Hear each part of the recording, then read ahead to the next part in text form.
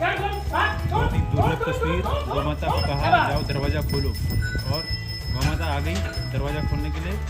पूरा ये जो शक्ल है ये खोल के निकाल के, और ये देखिए अद्भुत। आप बड़े बड़े ब्रीडर के पास मत जाओ।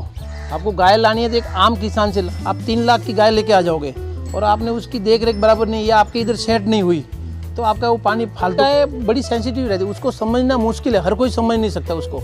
तो अगर आप उसको समझ पाए तो आपको कोई दिक्कत नहीं आएगी। नहीं, मोदी हमारे पास था, जो हमारे गुरु महाराज थे, उनको गिफ्ट दे दिया मैंने। आजकल किसान के नाम पे भी ठगी हो रही है, वो दलाल भी किसान बने हुए हैं। ऐसे कुंडे में छोटे सिंह का नंदी आपको कहीं नहीं मिलेगा।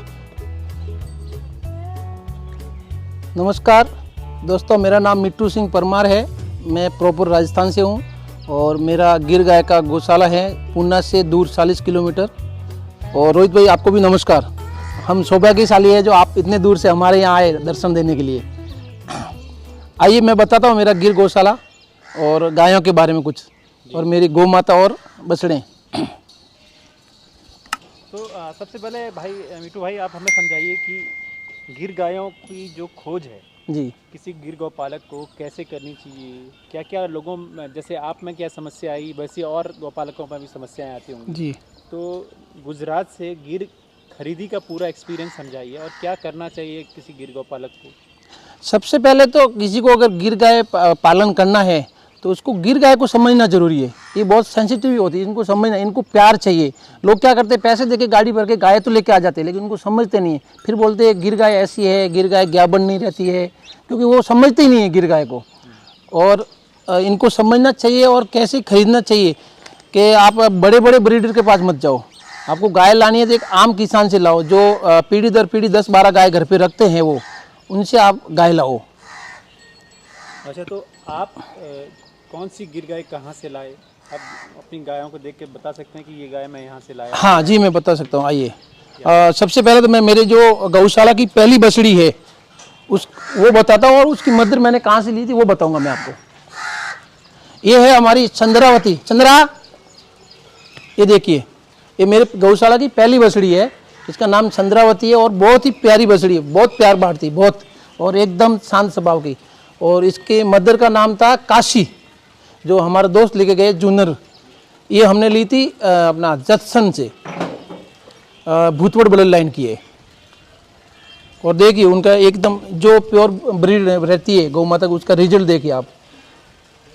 अच्छा, गिर को लेकर लोग बड़े ठगे जाते हैं जी, जब भी कोई दूसरे राज्य से जाता है जी, तो गिर के दाम को लेकर, गिर की पहचान को लेकर, गिर के अलग अलग पैटर्न को लेकर, जी, जैसे आप हमारे सामने ये एक काबरा नंदी है जी, आपका तैयार किया हुआ, जी, जी। तो ऐसे इन बातों पर थोड़ा बताइए कि कैसे लोग पहचाने, कैसे खरीदें और किस रीजन से गुजराती खरीदें। नहीं, आप जैसे भी लो, ठगी तो गिर में बहुत होती है, बहुत बोलते हो हद से ज़्यादा। लेकिन उसमें आपको एक चीज़ ध्यान रखनी है, आपको बड़े ब्रीडर के पास नहीं जाना। वो तो उसका ब्रांड का पैसा लेता, गाय का पैसा नहीं लेता, वो उसका खुद के ब्रांड का पैसा लेता है। जैसे अभी आप मार्केट में शर्ट लेने को जाओगे खादी का, तो अपना नॉर्मल टेलर होता है 500-600 रुपये में दे देते। वही शर्ट कोई शोरूम में जाता है तो उसका सीधा 3000 रुपये हो जाता है।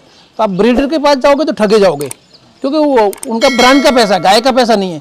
आप गाय लानी है तो आप आम किसान से लाओ, और आम किसान में जो पीढ़ी दर पीढ़ी गाय रखता है, घर पे 10-12 गाय रखता है, और उनसे रिक्वेस्ट हुई, अच्छी गाय कोई देना नहीं चाहता। 100 बात की एक बात है, अच्छी गाय कोई देता नहीं है, और अगर देता है तो उसमें कुछ माइनस प्लस पॉइंट होता है।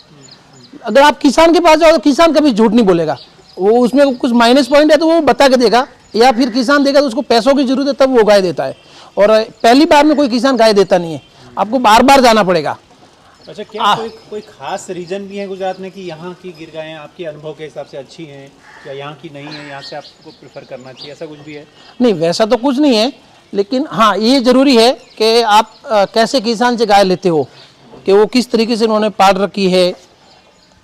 और वो किसानों में आजकल किसान के नाम पे भी ठगी हो रही है, वो दलाल भी किसान बने हुए हैं, तो वो भी ध्यान रखना जरूरी है आपको। तो दलालों से सावधान रहना। हाँ, दलालों से सावधान। अच्छा, क्या, लेकिन आप ये बताइए कि किस दाम के आसपास की गायें आप पर ज़्यादा फोकस करना चाहिए कि भाई इतना फिजिबिलिटी होती है किसी गौशाला को स्थापित करने में? कहीं हो सकता है कहीं 50,000 की हो, कहीं 2-2, 3-3 लाख की गायें हों।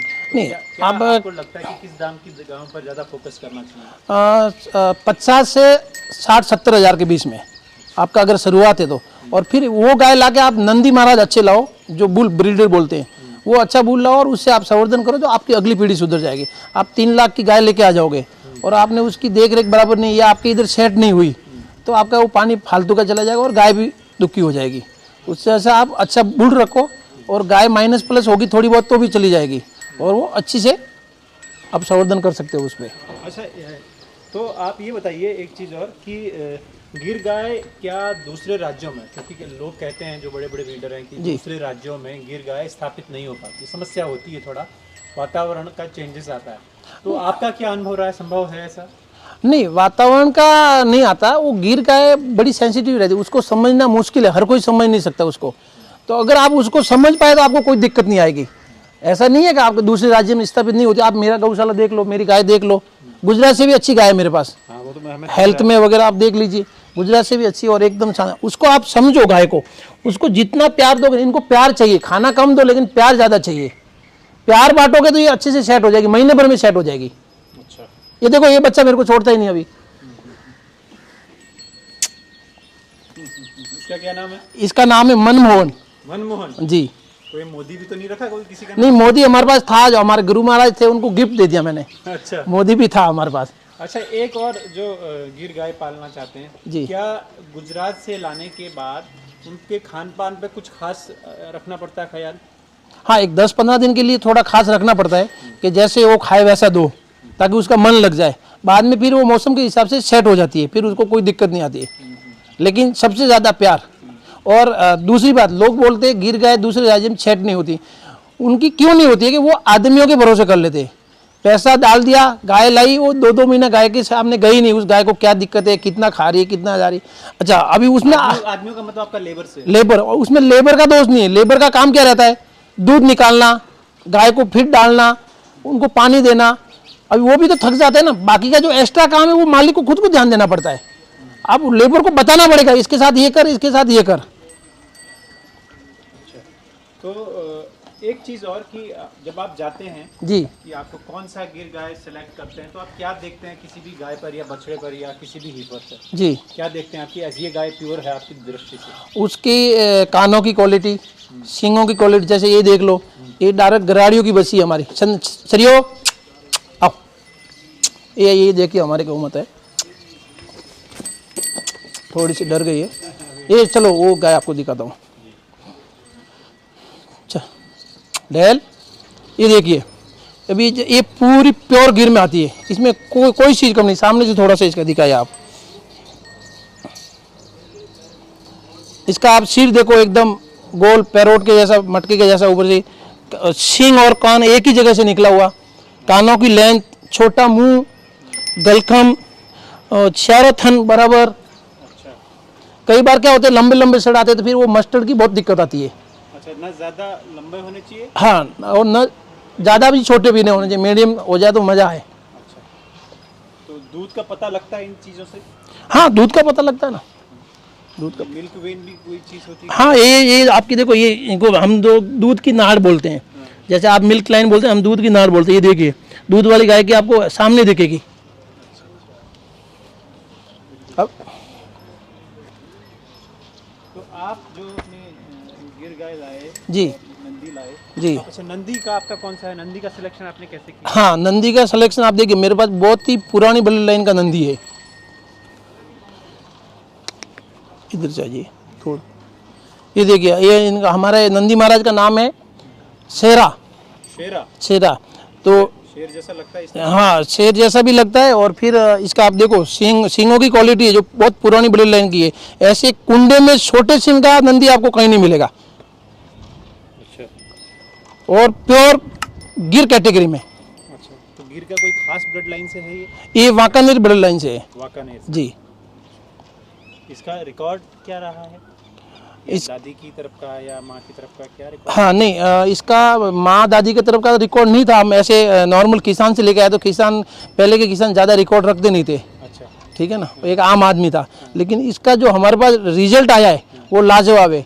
जो बड़े बड़े ब्रीडर होते हैं उनके पास भी ऐसा रिजल्ट नहीं है जो मेरे पास आया है। और वो भी अलग राज्य में, यानी कि गुजरात से कम 900,000 किलोमीटर दूर, महाराष्ट्र के पुणे से 40 किलोमीटर दूर जेजुरी करके हमारा एक तालुका है, उधर है हमारा गौशाला। तो उधर जो रिजल्ट आया है आप देखो। आपके यहाँ तो मैं देख रहा हूँ अलग अलग पैटर्न की, अलग अलग तरह की लिलड़ी भी है। हाँ जी, लिलड़ी ब्राउन भी है जी, काबरी भी है, हल्का फुल्का काबरी भी है, पूरी रेड भी है। पूरी रेड भी है। तो ये सब लाए हैं, तो ये सब अलग अलग रीजन से हैं।